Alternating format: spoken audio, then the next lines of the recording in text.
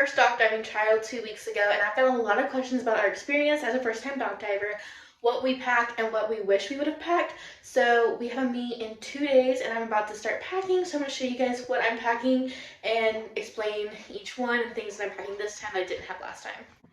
This is the bag that I take. It's just from Target, and it just slips into my car really easily. Yeah, that's my bag. So first is my day of things that get packed is my lawn chair, a crate for him to stay in, my Ryobi fan to keep him cool, and then this time I'm taking my hydro jug full of water. Last time I just took 2 like normal Dasani water bottles and we drank those so quickly and there wasn't a water refill station, so going with this time. The next thing I'm packing that I didn't have last time in my bag is my little first aid kit. This has stuff for both me and him in it because the stairs are super slippery. You're going to maybe slip down them. I saw a lot of people fall. So a first aid kit is just something I feel like I should have had and I didn't.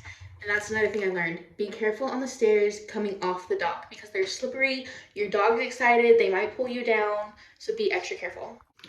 I also did not bring these last time. I'm bringing dog wipes. Just to wipe down his toys. They got muddy because he kept dropping them. His paws got muddy because the ground was wet after jumping. I'm taking these this time. A water bowl. I did have this last time, but I mean, that's a given. Next is towels. I had this towel last time. It's just your normal everyday towel that we use on our dogs, but this gives him the zoomies and is really hard to dry him off. So I ended up, after every jump, just throwing him in the crate completely wet. He got the crate soaked. He stayed soaked, and then I just tried walking around with him after, like, before getting in the car. So I am taking this for me and him, but I did invest, and this is absolutely not a necessity. You don't need one of these. I did go to PetSmart and get one of those dog-specific towels. So it just wraps around him and has a hood, and I took it to our practice jumps last week, and it did not give him the zoomies. And it helped my car not get as wet and he dried off quicker. So I'm going to be taking this again for trials this weekend, and I will put a picture after this clip of it. Look how cute you are. Next thing is leashes. So I'm taking this one this time. Last time I took a really thin leash and ended up burning my friend's hand because Sebastian was pulling so much. So this is just thicker and more durable. It doesn't cut your hand at all. So I'm taking this one. It's easy to dry off. It's easily wipe downable. And then poop bags, of course. But then I'm also taking a slip lead, which I still need to take the tags off. But Sebastian's in between collar sizes, so he can get out of his current collar. And he had it happen at Fast Cat and this last trial that we went to 2 weeks ago. So I'm taking a slip lead, so hopefully he can't get out of it like he did his collar. And the last thing I make sure I pack is his bumper. Last time mine was in my dad's car, so I had to borrow my friend's, which he did fine with, but do not forget your bumper. And then for me, I have hand sanitizer because the bathrooms are porta potties and they didn't have anything to wash your hands last time, and I wish I would have had this with me. I'm taking electrolytes for my water. It's super hot. I had these last time. My EpiPen, because duh. And then sunscreen. I did not have sunscreen last time, and both my friend and I were like, I really wish one of us had sunscreen. So it's going in the bag for this trial. And now everything is packed and ready to go for this weekend. Another question that I've gotten a lot is things that I wish I had known going into my first trial that I didn't necessarily know.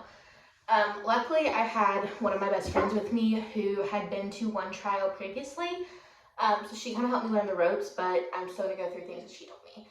The first thing is you get a practice jump, but you need to clarify, because at the first one that she went to, you got 2 minutes of jumping in practice.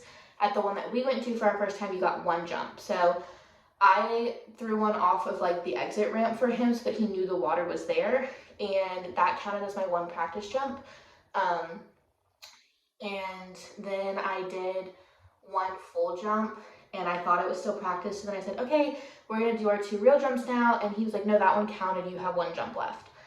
So definitely clarify what their practice rules are. And then that also leads me to my second point was, if you only get 2 practice jumps or you get 2 minutes, go to the ramp and throw it off the little exit ramp rather than the dock for your practice jump, because it shows the dogs that the water's there and it just sets them up for success better. Yeah, that's what I would do. Another tip is find out if you need splash cards or you're going alphabetical, because I have another friend who was asking me about splash cards and how to space them out. None of the trials I've been to or the ones that we're going to in the next few trials have splash cards. They do, you sign up for a time slot. So like this weekend, we're in the 10, 1 o'clock, and 3 o'clock. And then for each hour, they do it in alphabetical order for trials. And then they add in the day of entries. So everything's alphabetical order. So I've never had to do splash cards, but definitely figure out what your trial is doing. That also being said, make sure you're watching the board, because sometimes they run 30 minutes early and they'll still fit you in if they're running early, but you won't necessarily jump in alphabetical order, and not every meet cares if you're signed in already if you signed up in advance. Because we got there, we were signed up for an 11 o'clock time slot, so at like 10:45 I walked up to go sign up and they were calling Sebastian's name. I said, I haven't even registered yet, and they said, well, you signed up in advance, so if you want to go ahead and jump and then go sign in. So definitely be paying attention. A lot of them are running early. The one that we're going to this weekend even said that if they're running early, they're going to help fit us in, but just be aware they're going to go as quickly as they can. Another thing I wish I would have known was how relaxed it was going to be.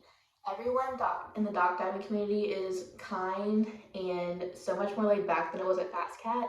And a lot of them actually want to help you. So if you need advice and you want to ask somebody how they were doing, go ahead and ask.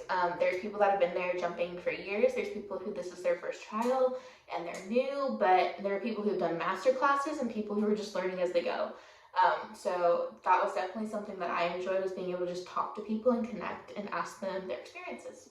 Also, I wish I would have known how titling works and the divisions. So you jump, and whatever distance you jump puts you in that division. It's not based on age, breed, or anything like that. So Sebastian, who's 2 years old, could be in the same division as a dog that's 10 years old. It just depends on how far they're jumping. And so to title, you need 5 jumps within that division. And if they out jump that division, it starts for that title, but they never expire. Because we thought maybe the points expired at the end of the year. So for instance, in our last trial, Sebastian jumped 3 jumps in the junior division. And so if he jumps 2 more in the junior division, he'll title this weekend. If he jumps farther, then he starts building up his points for his next title in the next division. But if I keep jumping him and he's 10 years old and jumps back in the junior division and jumps those 2 jumps years from now, then he'll title years from now in the junior division. But yeah, I hope that this helps. Those are just kind of some things that I wish I had known, things I wish I had packed, and what we pack now. So let me know how your trials go, and good luck, everyone.